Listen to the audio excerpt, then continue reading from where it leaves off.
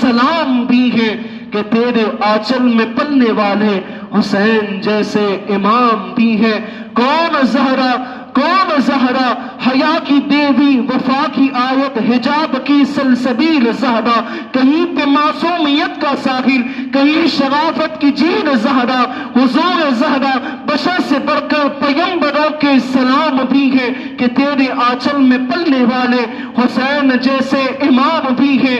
یہ کون فاطمہ ہے؟ وہم و خیال و فہم سے بالا ہے فاطمہ، رہتی علی کے گھر میں ہے اعلیٰ ہے فاطمہ۔ دختر کشی کے دیس میں بیٹی کا احترام، تم نے ہی اس لباس کو ڈالا ہے فاطمہ۔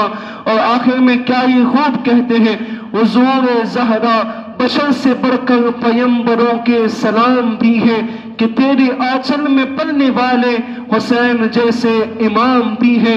فداء عالم تمام تم پر، درود تم پر، سلام تم پر، فداء عالم تمام تم پر، درود تم پر، سلام تم پر، میرا تو دونوں جہاں میں واللہ فقط سہارا جناب زہرا، میرا تو دونوں جہاں میں واللہ فقط سہارا جناب زہرا۔ اور ڈاکٹر اقبال تو کیا ہی کہتے ہیں، کہا مریم از یک نسبت عیسیٰ عزیز، اس سے نسبت حضرت زہرا عزیز۔ کہا بیوی مریم عزیز روزگار ہے، آپ لوگوں کے درمیان محبوب ہے، آپ کو کون سی نسبت حاصل ہے؟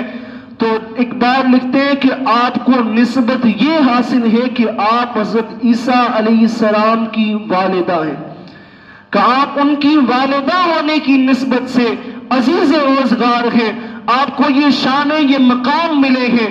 لیکن پھر نیچے لکھتے ہیں کہ ماں خاتون جنت کے بارے میں آپ کو بتاؤ کہ ان کو ایک نسبت نہیں بلکہ 3 نسبتیں حاصل ہیں کہ جن کے بنا پر اللہ نے ان کو یہ مقام عطا کیا ہے۔ کہا وہ 3 نسبتیں کیا ہیں؟ ایک نسبت تو یہ ہے کہ آپ رحمت للعالمین کی لخت جگر ہیں، کہ آپ اس نبی کی لخت جگر ہیں کہ جو اولین و آخرین ہر ایک کے امام ہیں، جو سید الانبیاء بھی ہے اور خاتم المرسلین بھی ہے، کہا آپ اس نبی کی لخت جگر ہیں، یہ آپ کو ایک نسبت حاصل ہے۔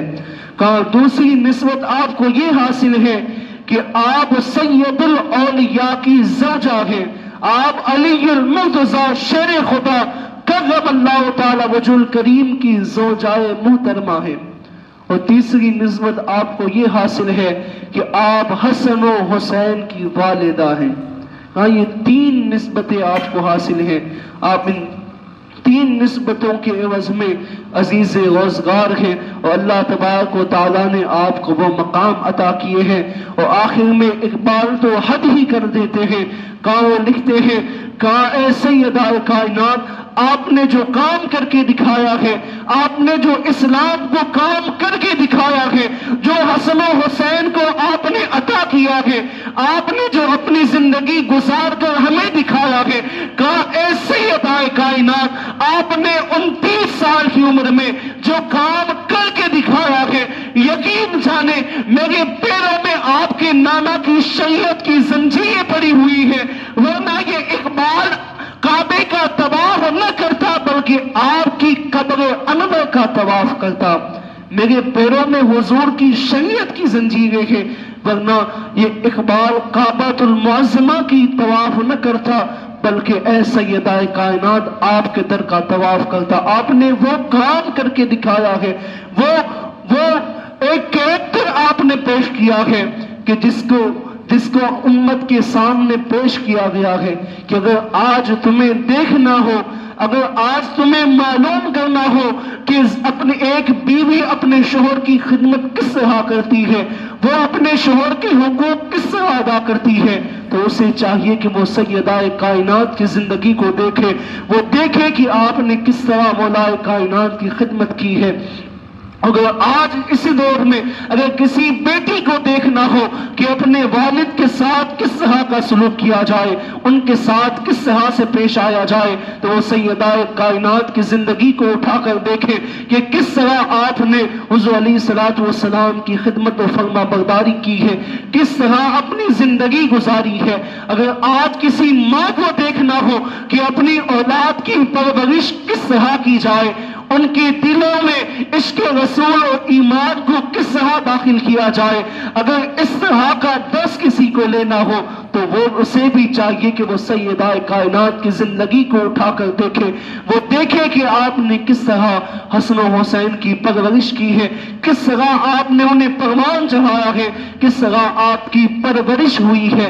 جب اس طرح کی پرورش ہو یا جب آٹا گوندا جا رہا ہو، تب لب پر قرآن کی تلاوت جاری ہو، ہر لمحہ بچوں کو دودھ جب پلایا جا رہا ہو، کہاں اس وقت بھی قرآن کے کلمات لبہائے مبارک سے جنبش کر رہے ہو، کہاں اس طرح کی جب پرورشیں ہوتی ہیں تو اس کے بعد جو بیٹے پیدا ہوتے ہیں وہ حسن و حسین جیسے ہوتے ہیں۔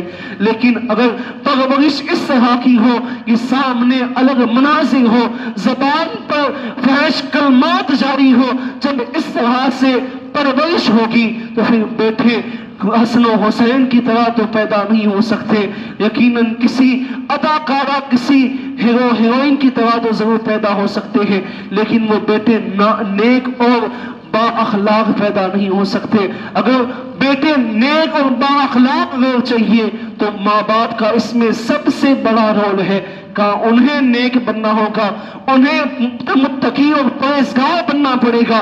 اگر وہ متقی اور پرہیزگار ہوں گے تو جو ان کی اولاد ہوگی اللہ تبارک و تعالیٰ انہیں بھی تقوی کی دولت عطا کرے گا۔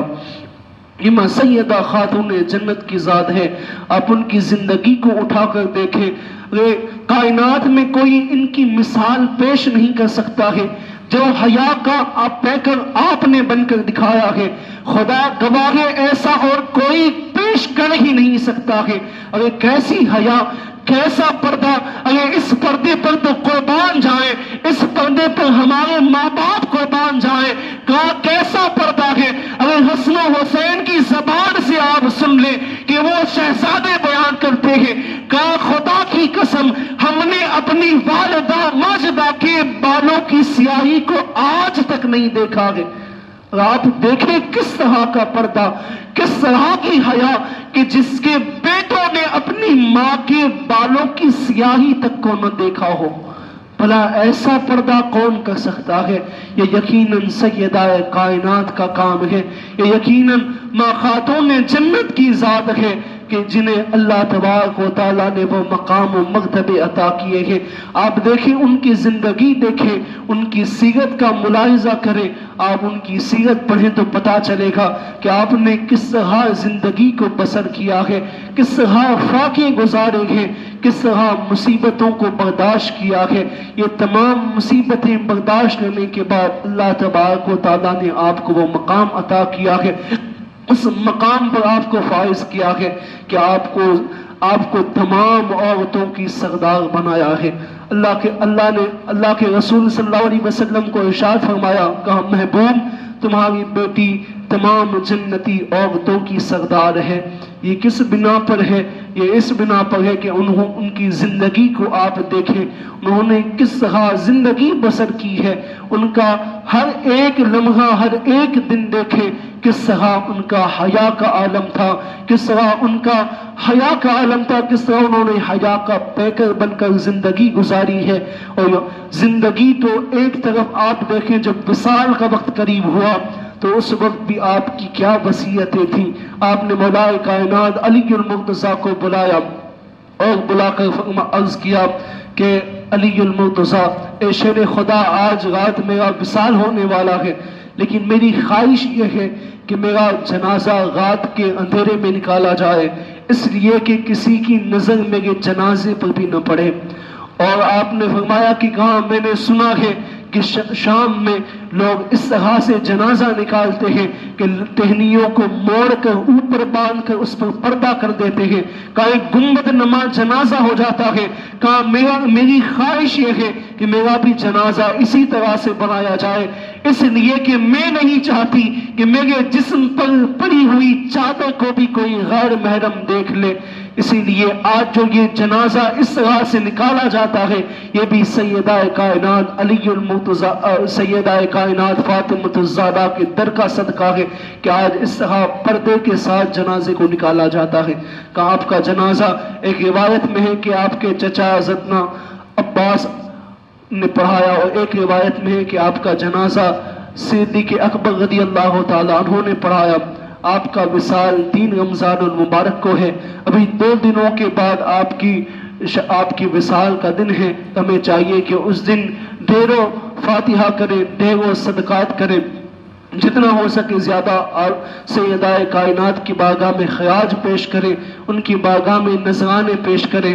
اللہ تبارک و تعالیٰ کی بارگاہ میں ان کے حضور، ان کے وسیلے سے دعا مانگے. یقیناً بزرگان دین لکھتے ہیں کہ کسی کو چاہیے کہ اس کی دعا فوراً قبول ہو جائے تو اسے چاہیے کہ وہ سیدہ کائنات کا وسیلہ بنا کر دعا مانگے. یقیناً جو دعا ان کے وسیلے سے مانگی جاتی ہے وہ مقبولیت کے درجے کو پہنچتی ہے. تو جب بھی دعا مانگے تو ان کے وسیلے سے دعا مانگے. اور اب چونکہ رمضان المبارک کا مہینہ شروع ہو چکا ہے تو اس مہینے میں آپ خوب سی ہمیں چاہیے کہ ہم خوب اچھی نیتیں کریں، جتنا ہو سکے زیادہ قرآن مجید کی تلاوت کریں. آپ دیکھیں، آپ اہل بیت اطہار کی زندگی کو دیکھیں، آپ خواجہ غریب نواز کی زندگی کا ملاحظہ کریں. آپ دیکھیں ان کو کتنی قرآن سے محبت تھی. تو جن کو بھی قرآن پڑھنا صحیح آتا ہے تو ان کے اوپر تو لازم ہے کہ وہ ایک رمضان میں ایک پورا مکمل قرآن تو ختم ضرور کر لے. اور روزہ دے تو روزہ صرف کھانے اور پینے تک محدود نہ ہو. یہ روزہ زبان کا بھی ہو، یہ روزہ آنکھ کا بھی ہو، یہ روزہ کانوں کا بھی ہو، کہ ہمارے ہر ایک عضو کا روزہ ہو. یہ روزہ صرف بھوک اور پیاس کا روزہ نہیں ہے. میں آپ کو بتاؤں کہ اللہ کے رسول صلی اللہ علیہ وسلم ارشاد فرماتے ہیں، حدیث قدسی ہے، کہ اگر کوئی شخص جھوٹ اور گناہوں سے نہ بچے اور پورا رمضان روزے رکھے تو اللہ تبارک و تعالیٰ ارشاد فرماتا ہے کہ اگر کوئی گناہوں سے اپنے آپ کو نہ بچا سکے تو اس کے بھوکے اور پیاسے رہنے کی رب تبارک و تعالیٰ کو کوئی ضرورت نہیں ہے. رب تبارک و تعالیٰ کو تمہارے بھوکے اور پیاسے رہنے کی کوئی ضرورت نہیں ہے. اسے کس چیز کی ضرورت ہے؟ اگر ہم سحری بھی ہم خود پکاتے ہیں، ہم خود کھاتے ہیں، افطاری بھی ہم خود پکاتے ہیں اور ہم خود ہی کھاتے ہیں.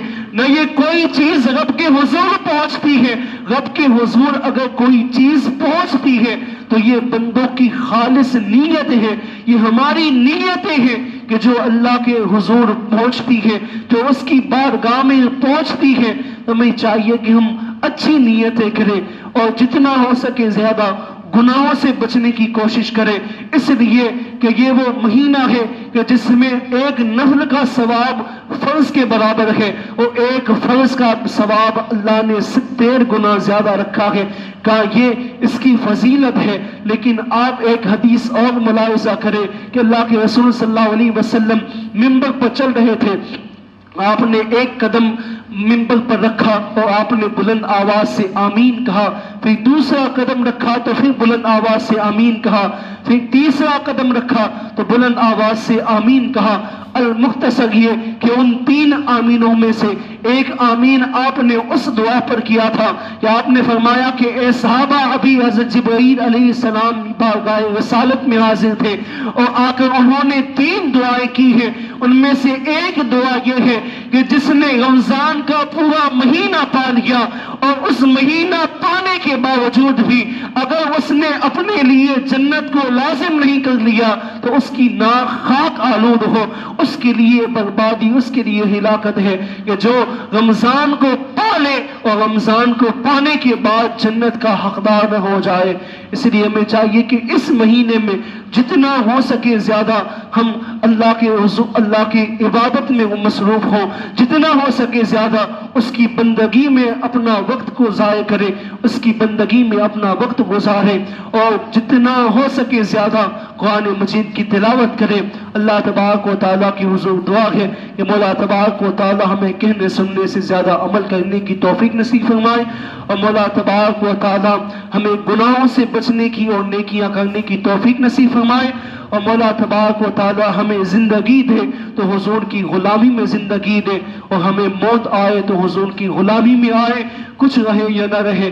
پر یہ دعا ہے مولا نزا کے وقت سلامت ہے، ہمارا ایمان رہے۔ واخر دعوانا الحمدللہ۔ Assalamu alaikum everyone. Please don't be scared of coronavirus. We'll fight together and we'll win, inshallah. And this message is from Fikra Umar. And please subscribe our channel and click the bell button. Allah Hafiz.